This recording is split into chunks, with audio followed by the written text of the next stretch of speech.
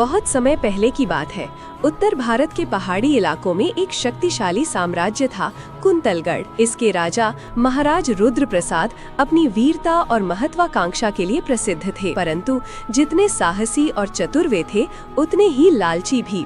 उनके लिए सबसे बड़ा सुख था और अधिक शक्ति, और अधिक खजाना, और अधिक कीर्ति। अमावस्या की रात और रहस्यमयी जंगल। एक रात अमावस्या के अंधकार में रुद्र प्रसाद को अपने गुप्त गुप्तचरों से एक खबर मिली। महाराज, जंगल के उत्तर पूर्व कोने में एक पुराना परित्यक्त महल है। कहा जाता है कि उसके भीतर एक ऐसा रत्न है जो अमरत्व प्रदान करता है। ये सुनकर रुद्र प्रसाद की आंखों में लालच की चमक उभर आई। उन्होंने कहा, अमरत्व? अगर मैं कभी बूढ़ा ही नहीं हुआ तो ये राज्य सदा मेरा रहेगा। वहीं रात को उन्होंने अपनी निजी सेना और एक वृद्ध तांत्रिक को साथ लिया और जंगल की ओर प्रस्थान किया। काल महल का प्रवेश द्वार। घना जंगल काली धुंध से भरा था। पेड़ों की शाखाएं अजीब आकृतियों में झुकी हुई थीं। दूर से ही एक टूटा फूटा पर विशाल महल दिखा। उसके ऊपर कौवे मंडरा रहे थे और हवा में एक अजीब सी सड़ांध थी। तांत्रिक ने धीमे स्वर में कहा, महाराज, ये काल महल है। कहते हैं यहाँ शापित आत्माएं बंधी हैं। रुद्र प्रसाद ने तलवार लहराई। डरने वाले पीछे हट जाएं। जो मेरे साथ है वो इस रत्न को खोजने चले। रत्न का प्रकट होना। महल के भीतर सन्नाटा था। दीवारों पर पुरानी लपटों के निशान थे। फर्श पर टूटी तलवारें और बिखरी हड्डियां पड़ी थीं। महल के केंद्र में एक गोल पत्थर का चबूतरा था और उसके ऊपर रखा था एक बड़ा लाल रत्न। रत्न आग की तरह चमक रहा था, मानो भीतर कोई हृदय धड़क रहा हो।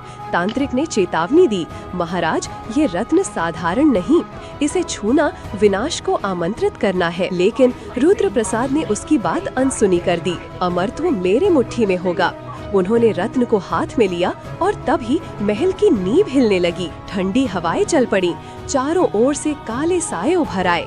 लंबी आकृतियां जिनकी आंखें लाल थीं और जिनके मुंह से धुआं निकल रहा था। श्राप की शुरुआत। एक साया आगे बढ़ा और गरजते हुए बोला, रुद्र प्रसाद, तुमने हमारे कैद खाने को छेड़ा। इस रत्न में जीवन नहीं, शाप बंधा है। जो इसे छूता है वो मुक्ति नहीं, यातना पाता है। रुद्र प्रसाद ने तलवार से वार किया, परंतु उसका वार हवा में समा गया। सैकड़ों साए उसे घेरने लगे। वो चीखा, पर किसी ने उसकी नहीं सुनी। उसकी त्वचा पत्थर जैसी होने लगी। कुछ ही क्षणों में उसका पूरा शरीर पत्थर बन गया। उसकी आंखें खुली की खुली रह गईं। महल फिर से शांत हो गया। रत्न वहीं पड़ा रहा, पर उसकी चमक और भी लाल हो गई। सदियां बीत गईं, समय गुजरता रहा।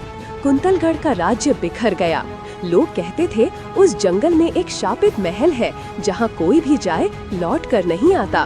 200 साल बाद पास के गांव में एक युवा योद्धा रहता था, अर्जुन। वो साहसी था और अपने गांव वालों की रक्षा करता था। एक दिन गांव में अकाल पड़ा।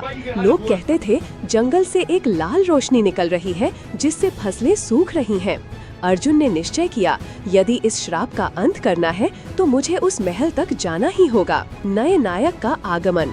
अर्जुन तलवार, मशाल और अपने विश्वास के साथ काल महल पहुंचा। महल अब और भी जर्जर हो चुका था। उसकी दीवारों पर लताएं उगाई थीं।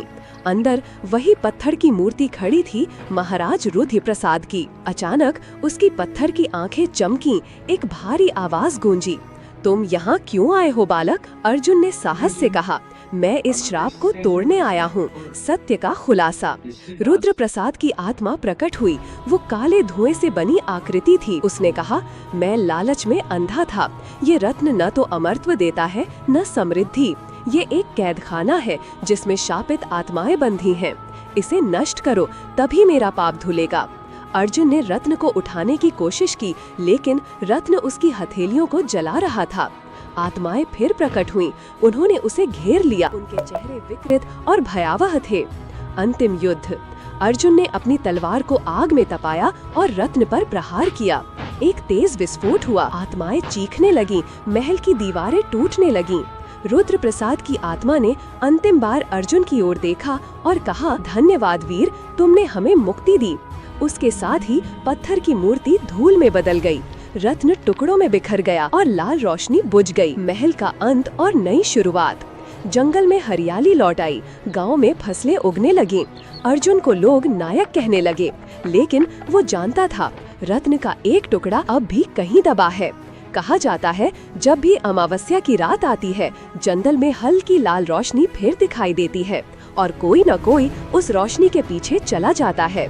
ये थी काल महल का शाप, एक ऐसी कहानी जो लालच, श्राप और वीरता का संगम है।